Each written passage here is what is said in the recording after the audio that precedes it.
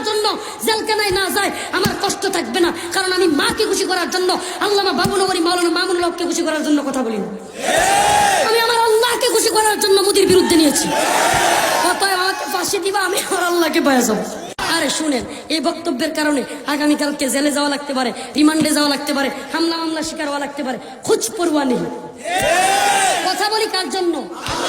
জেলে যাব কার জন্য? রিমান্ডে যাব কার জন্য?